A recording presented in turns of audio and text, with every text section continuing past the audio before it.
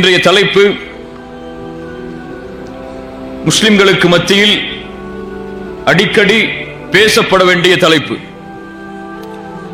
இந்த தலைப்பை ஆரம்பிப்பதற்கு முன்னால் ஒரு செய்தியை இஸ்லாமிய மார்க்கத்தின் பக்கம் அழைக்கக்கூடிய ஒரு சாதாரண அழைப்பாளர் என்ற முறையில் இந்த சமூகத்திடத்திலே முன்வைக்க வேண்டும் என்று ஆசைப்படுகிறேன்.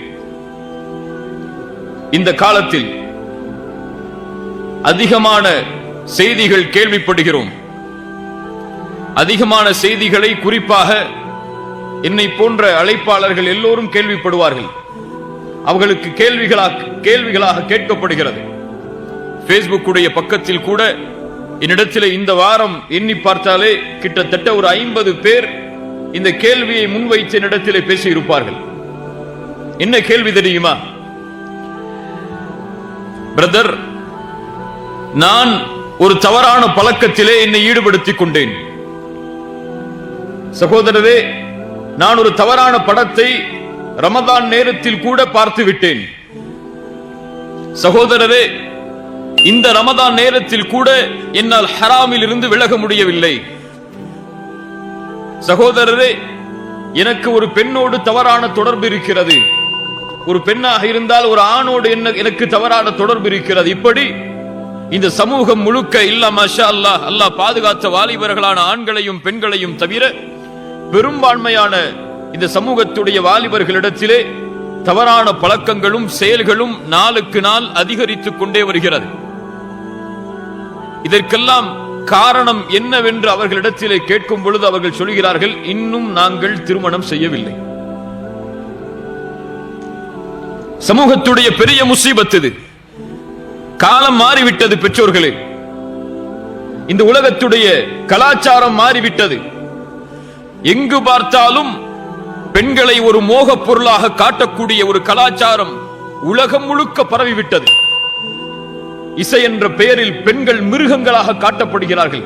அதனுடைய வார்த்தைகள் மூலமாக ஒரு பெண் என்றாலே அவள் இச்சைக்காகத்தான் பயன்படுத்தப்பட வேண்டும் என்றும் அளவிற்கு இந்த உலகம் பெண்களை ஒரு மோகப் பொருளாக காட்டி காட்டி காட்டி அல்லாஹ் பாதுகாப்பானாக.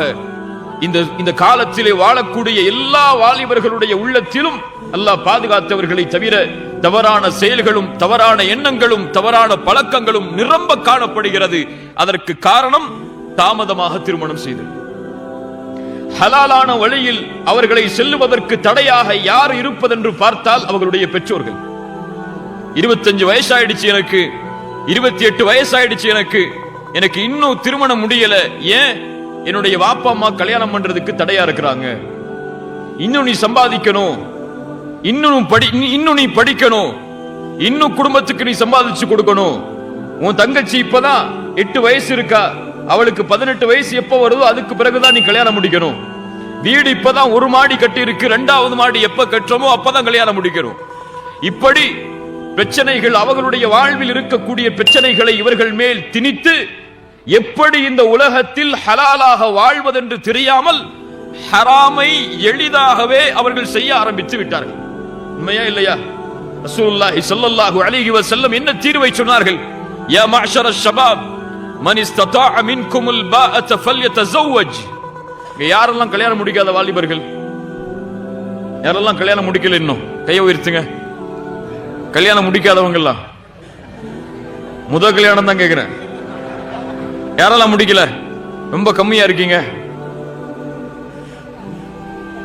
முடிச்சிங்களா? விற்கப்படுறீங்களா கை உயர்த்துறதுக்கு? எப்ப கல்யாணம் முடிக்க? ரசூலுல்லாஹி ஸல்லல்லாஹு அலைஹி வஸல்லம் சொன்னார்கள், வாலிபர்களே, நேரடியாக அழைக்கக்கூடிய அழைப்பு. பெற்றோர்களை அல்லாஹ்வுடைய தூதர் அழைக்கவில்லை. இங்கே ஆண்களின் பெற்றோர்களை அழைக்கவில்லை. யா மஅஷர ஷபாப், என் சமூகத்தின் வாலிபர்களே, மன் இஸ்ததாஅ மின்குமுல் பாஅத ஃபல்யதஸவ்வஜ். யாருக்கு பாஅத் இருக்கிறதோ, பாஅத் என்றால் செல்வத்தாலும் உடலாலும் வலிமை உள்ளவர். இந்த வலிமையை அடைதல், செல்வத்தாலும் உடலாலும் வலிமையை அடைதல், இந்த தன்மை உங்களிடத்திலே இருந்தால் ஃபல்யதஸவ்வஜ், அவர் திருமணம் முடிக்கட்டும். யாருடைய கட்டளை? ரசூலுல்லாஹி ஸல்லல்லாஹு அலைஹி வஸல்லம் உடைய கட்டளை. فَمَنْ لَمْ يَسْتَطِعْ فَعَلَيْهِ بِالصَّوْمِ فَإِنَّهُ لَهُ وِجَاءٌ. யாருக்கு இயலவில்லையோ திருமணம் செய்வதற்கு உடலாலும் செல்வத்தாலும் யாருக்கு இயலவில்லையோ அவர் நோன்பை நோற்கட்டும், அது அவருக்கு பரிகாரம். ரசூலுல்லாஹி ஸல்லல்லாஹு அலைஹி வஸல்லம் இன்னொரு ரிவாயத்தில் கூறுகிறார்கள், நீங்கள் திருமணம் செய்யுங்கள், ஃபஇன்னஹு அகத்து லில்பஸர் வ அஹ்ஸனு லில்ஃபர்ஜ், அது உங்களுடைய பார்வையை தாழ்த்தும். சுப்ஹானல்லாஹ், அது உங்களுடைய பார்வையை தாழ்த்தும். வ அஹ்ஸனு லில்ஃபர்ஜ், உங்களுடைய கற்பை, உங்களுடைய மர்மஸ்தானத்தை அது பாதுகாக்கும். ஹராமான வழியில் நீங்கள் செல்வதிலிருந்து திருமணம் உங்களை பாதுகாக்கும், உங்களுடைய பார்வைகளை தாழ்த்தும். அதனால் வாலிபர்களே நீங்கள் திருமணம் செய்யுங்கள் என்று ரசூலுல்லாஹி ஸல்லல்லாஹு அலைஹி வஸல்லம் அவர்கள் சொன்னார்கள். இன்னைக்கு நம்முடைய வாலிபர்களுக்கெல்லாம் அல்லாஹ் நசீபாக்கணும். எப்படி நசீப் இருக்கு அவர்களுக்கு? 27, 28, 29, இன்னும் சில ஊர்களுடைய கலாச்சாரம் 30 வயசை தொட்டாதான் கல்யாண பேச்சு எடுப்பாங்க. அதுக்கு முன்னாடி கல்யாண பேச்சு எடுத்தா அஸ்தகுஃபிருல்லாஹல் அதீம். இன்ன நீ உன் மனசுல இந்த வயசுலயே இந்த ஆசையா? இப்பவே கல்யாணம் பண்ணி என்னத்தை சாதிக்க போற? நீ உன் பழக்க வழக்க சரியில்லை, அதனாலதான் இப்பவே கல்யாணத்தை பத்தி பேசுற. அவன் பழக்க வழக்க சரியில்லாம தான் என்ன செஞ்சிட்டு இருக்கிறான்? Facebook, வாட்ஸ்அப் போன்ற இணையதளங்கள் மூலம் ஹராமான தொடர்புகளை வளர்த்துக் கொண்டிருக்கிறான். ஹலாலில் வாழ்வதற்கு அவன் ஆசைப்படுகிறான் என்றால் ஹராமை செய்வதை விட ஹலாலை செய்வது சிரமமா?